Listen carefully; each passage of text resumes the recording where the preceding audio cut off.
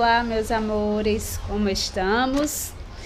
Estou morrendo de saudade, contando os dias para voltarmos à nossa rotina, certo? Espero que estejam todos bem, que estejam focados no estudo também, não é? E hoje a nossa aula, nossa videoaula é de língua portuguesa, certo?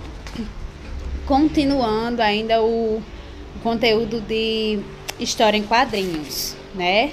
No livro, começa aí na página 58 até a 61.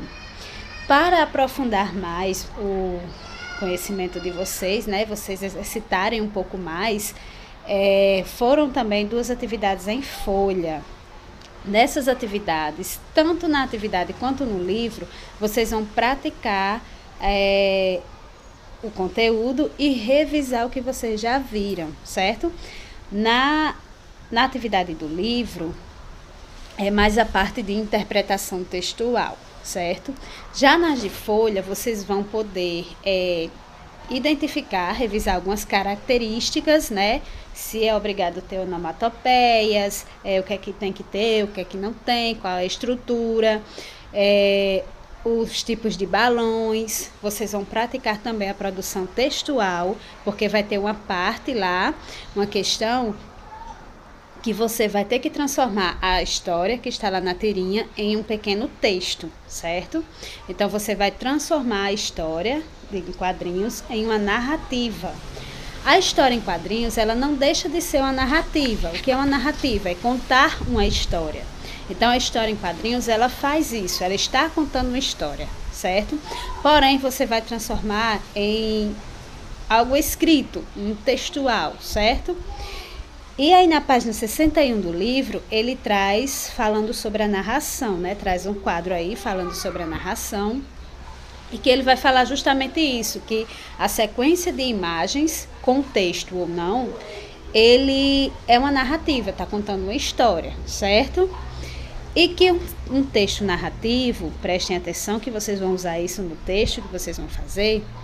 A história é uma narração, ela tem uma situação inicial, um conflito, o clímax e um desfecho, certo? Então, vocês vão usar esses 4 conceitos aí no texto que vocês vão produzir.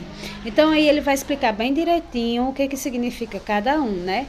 A situação inicial é aquela parte inicial do texto, né? Onde geralmente você apresenta os personagens, o lugar onde se passa a história ou o período. Aí vem o conflito, né?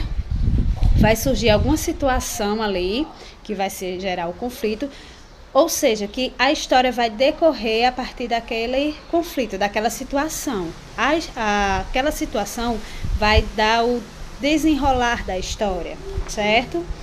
Aí vem, depois do conflito, o clímax. O clímax é aquele momento de maior tensão, certo? É aquele momento que você, seja em filme, novela, história, todos esses ele tem um clímax. Se você está assistindo um filme, sempre tem aquela parte que você fica, ai meu Deus, e agora, não sei o que.